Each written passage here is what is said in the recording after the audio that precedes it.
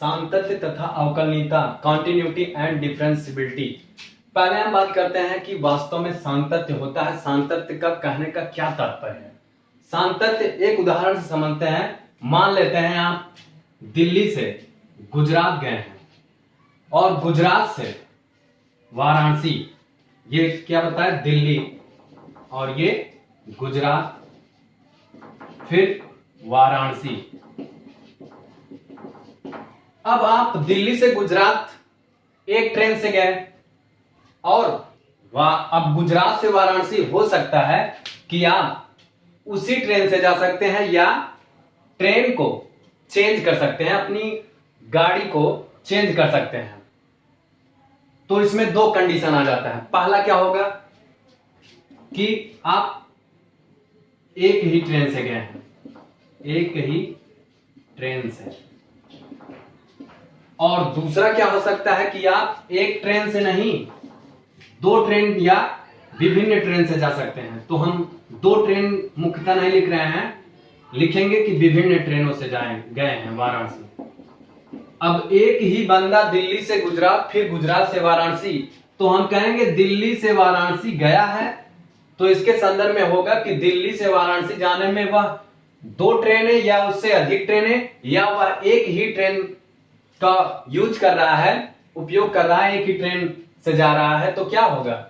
जब एक ही ट्रेन से गया है, एक ही ट्रेन से लगातार वह रुक रही है, कुछ देर के लिए रुक रही है, समय लग रहा है, फिर भी वह एक ही ट्रेन का इस्तेमाल कर रहा है, तो क्या होगा? वहां पर हम कहेंगे कि ये कंटिन्यूटी है, सतत है। तो इसके आलेख में कोई भी क्रमभंग नहीं है। कहने का मतलब यह है कि दिल्ली से वाराणसी तक जाने के लिए ये जो फलन है, जो कार्य फलन है, वह क्या है? एक नियत है। नियत होने का यहां क्या तात्पर्य है? नियत होने से बहुत तात्पर्य हो सकता है, जिसमें नियत समय के लिए होता है, परंतु यहां पर समय का कोई बाध्य नहीं। कुछ देर तक रुक भी जा रहा है तो हमें यहां उससे कोई मतलब नहीं।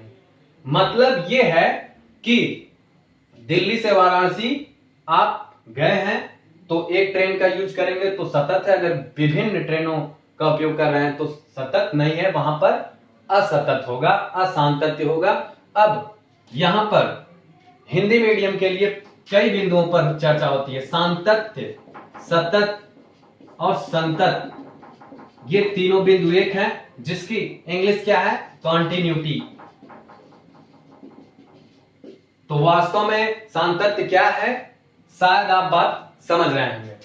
तो सातत्य ऐसे हम लेखन में नहीं बता सकते कि आप सातत्य को ऐसे बताइए।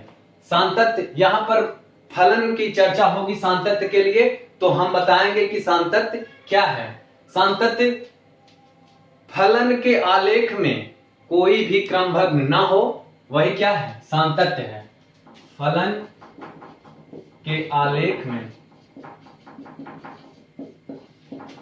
कोई क्रमभंग ना हो, क्या है?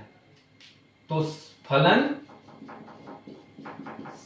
सातत्य कहलाता, सातत्य कहलाता है। फलन, अब हम फलन x और y अक्ष पर देखते हैं कि हमारा फलन x अक्ष और y अक्ष पर किस प्रकार का फलन सतत होगा और किस प्रकार का फलन सतत नहीं होगा। तो ये है y अक्ष और ये है x अक्ष, इसे कहेंगे x अक्ष और ये है y अक्ष। तो x अक्ष में हम बताएंगे कोई बिंदु A1 है, A1, और कोई बिंदु A2 है, कोई बिंदु A3 है, जिस पर ये कहीं ऐसे है। एक y की फलन, कहीं फलन A1 बिंदु पर एक सीमा तक जा रहा है और दूसरा जो है वो दूसरे पर जा रहा है, और ये तीसरा जो है, मान लेते हैं ये तीसरा ऐसा है, और चौथा जो है वो फिर से दूसरे पे आ रहा है। अब यदि हम सभी रेखाओं को मिला ही देते हैं तो क्या हो रहा है? यहां पर फलन सतत नहीं, क्योंकि यहां पर देख रहे हैं आप कि छिद्र पाया जा रहा है। यदि यही फलन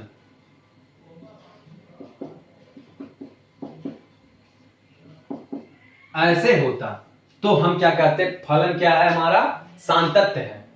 तो सांतत्य क्या है कि फलन के आलेख में कोई भी क्रमभग्न ना हो, रेखा टूटे ना, समय का जितना भी उपयोग हो उसके लिए कोई भी बाध्य नहीं है।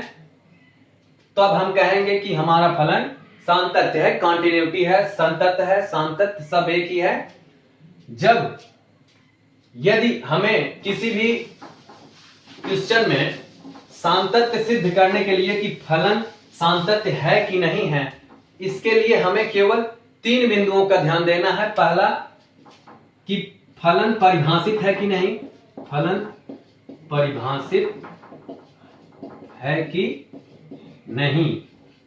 दूसरा क्या होगा, limit f x tends to a अस्तित्व में है कि नहीं,